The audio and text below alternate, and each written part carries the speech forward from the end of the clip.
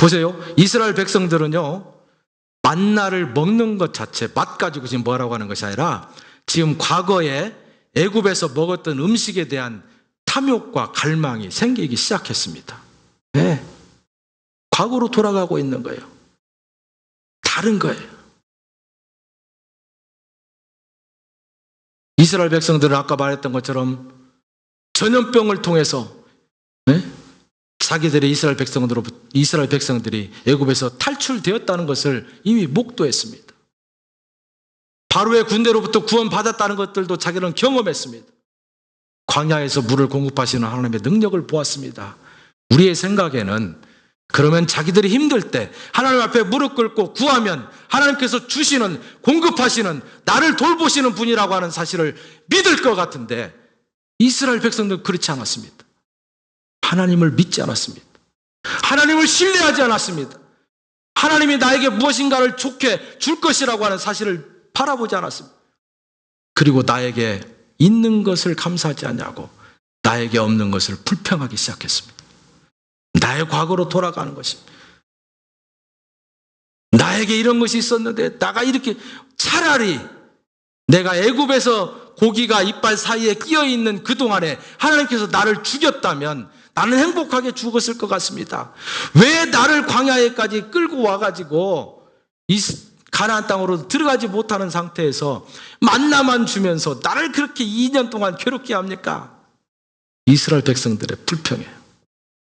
여러분, 이스라엘 백성들의 불평이 이스라엘 백성들을 절대 도와주지 않았습니다. 지금 2년째 불평이 시작됐는데요, 이 불평 때문에 이스라엘 백성들은 광야에서 몇 년을 버틴 줄 아십니까?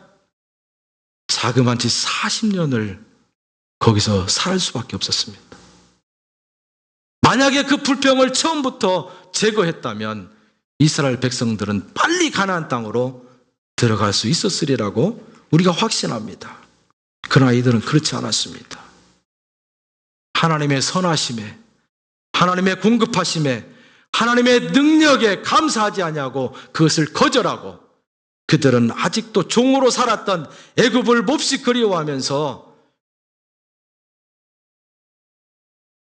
그 애굽 사람들이 섬겼던 그 우상들의 그 찌들어 사는 습성으로 돌아가고 있는 것을 우리가 보게 됩니다. 여러분, 이 이야기를 읽을 때 저와 여러분은 쉽게 이스라엘 백성들을 향해서 손가락질하기 쉽습니다. 아이고. 그러나 여러분, 저와 여러분을 한번 돌아볼 수 있기를 바랍니다. 제가 이번 몇 주 동안에 이 말씀을 함께 나눌 때 여러분들을 이스라엘 백성들의 위에 있는 사람으로 놓고 나는 저 상황에 가면 그렇지 않을 텐데, 아이고 어리석은 백성들, 저렇게 했으니까 40년이나 거기 살았지, 이렇게 생각하지 마시기를 바랍니다. 여러분을 좀 더 현실적으로, 나도 그 상황 가운데 있었다면, 내가 만약에 이스라엘 백성의 한 무리로 있었다면 나는 어떻게 했었을까? 나는 과연 잘 반응할 수 있었을까? 아니야, 그렇지 않을 가능성이 많았을 거야. 여러분, 겸손하게 우리를 그 위치에 좀 한번 내려놓고 이 말씀을 나눠갈 수 있기를 바랍니다. 네. 그렇게 우리가 말씀을 접근할 때에 하나님께서요, 이 이스라엘 백성들이 40년 동안 광야에서 겪었던 그 실수와 그 잘못들을 통해서 저와 여러분을 바로 세워나가실 줄 믿습니다. 이게요, 여러분 고린도전서 10장을 읽어보면 거기에 그 말씀이 나옵니다. 과거에 이스라엘 백성들의 실패가 우리에게 뭐가 됩니까? 거울이 된다고 말하고 있어요.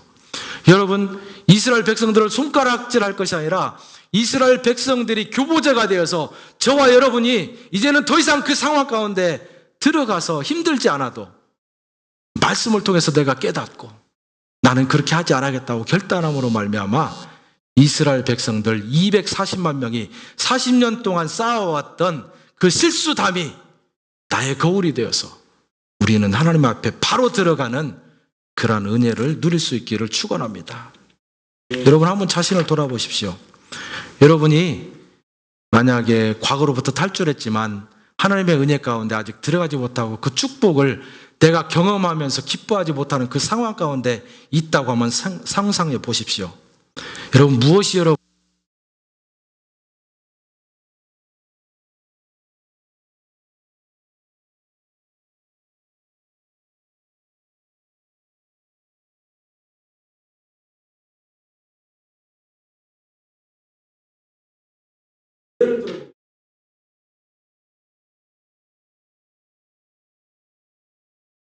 살이 하는 것에 꼴이 났어.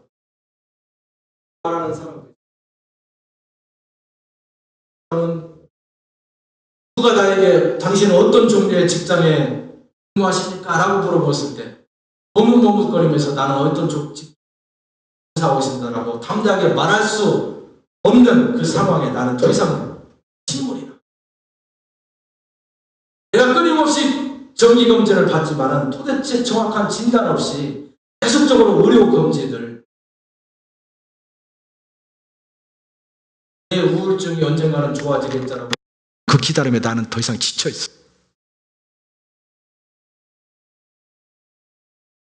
2분, 3분 만에 한 번씩 당신은 누구냐고 물어보는 계시는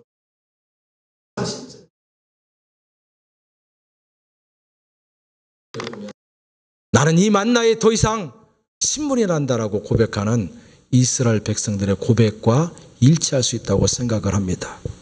여러분, 광야에서는요 아무것도 자라나지 않을 거라고 우리는 생각합니다. 그러나 그렇지 않습니다. 여러분, 이 말씀을 통해서 우리가 아는 것처럼 광야에서는 불평이 자라나기에 기름진 땅이라고 하는 사실을 기억해야 됩니다. 불평이 자라나는데 기름진 땅이 바로 광야라고 하는 것입니다. 그런데 표면상으로 보면 불평이라고 하는 것은 경범죄 정도 되는 큰 죄가 아닌 것처럼 보여집니다. 그러나 말씀을 자세히 읽다 보면요, 하나님께서 불평하고 있는 이스라엘 백성들을 결코 경범죄로 다루고 있지 않는 것을 우리가 발견하게 됩니다. 왜 그렇습니까? 이스라엘 백성들이 불평하고 있는 것은 음식 자체가 아니라 그 음식과 끼워 넣어서 하나님의 존재하심과 하나님의 능력과 하나님의 돌보심과 하나님의 은혜를 무시하는 이스라엘 백성들의 마음이 거기에 담겨 있기 때문에 그런 것입니다.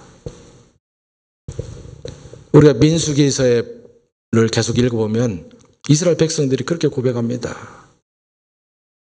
만약에 내가 애굽에 있었더라면,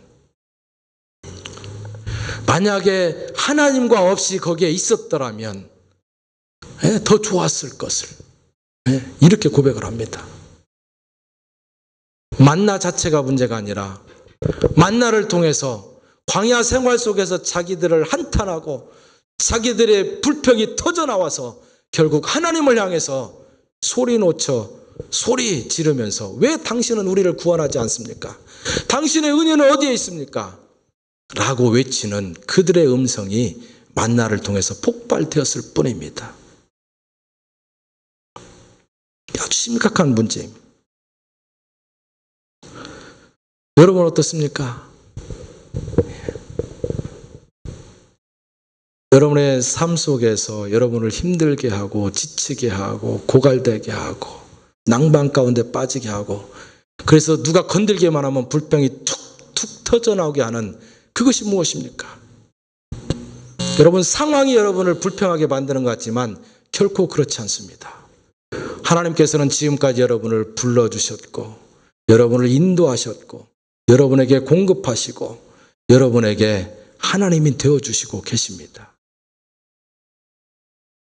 그러나 하나님의 우리에게 주신 그 엄청난 하나님의 나라를 우리가 경험하기에 충분한 조건이 안 되었기 때문에 하나님께서는 아직도 우리에게 그 모습을 100% 보여주실 수 없는 것입니다.